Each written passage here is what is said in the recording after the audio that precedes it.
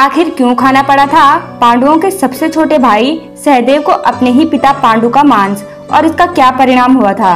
दोस्तों, राजा पांडु के 5 पुत्रों में कोई न कोई गुण या शक्तियां जरूर थी।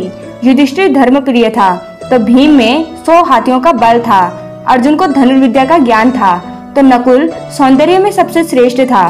पांडवों के सबसे छोटे भाई थे सहदेव, जिनके बारे में कहा जाता है कि द्वापर युग में सहदेव से अधिक बुद्धिमान और कोई नहीं था।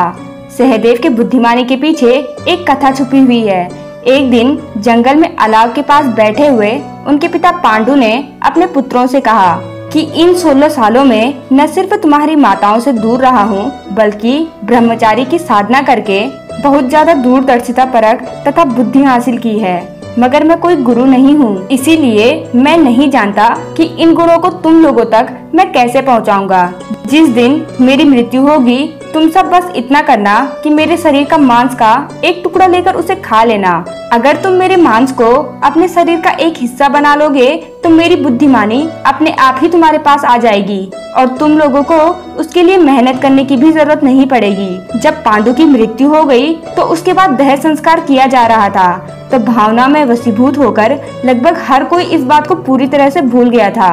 सिर्फ सबसे छोटे भाई और विचारशील सहदेव ने जब एक चींटी को पांडु के मांस का एक छोटा सा टुकड़ा ले जाते हुए देखा, तो उसे पिता की यह बात याद आ गई। तो उसने वह टुकड़ा चींटी से छीनकर अपने आप खा लिया और इसके बाद उनकी बुद्धिमानी और शक्ति बढ़ गई।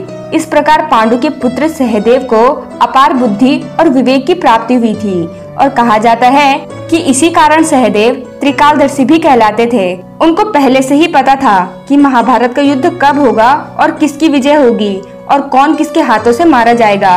लेकिन भगवान श्री कृष्ण के श्राप के कारण वो किसी को भी ये बात नहीं बता पाए। भगवान श्री कृष्ण ने उन्हें श्राप दिया था कि यदि वो अपनी त्रिकालदर्शिता के कारण किसी को भी युद्ध का परिणाम पहले ही बताएंगे, तो उनके सर के टुकड़े टुकड़े हो जाएंगे। तो दोस्तों, उम्मीद करते हैं कि आपको आज की हमारी वीडियो अच्छी लगी हो, और ऐसी ही ज्ञानवर्धक वीडियो देखने के लिए हमारे इस चैनल को सब्सक्राइब कर लीजिए।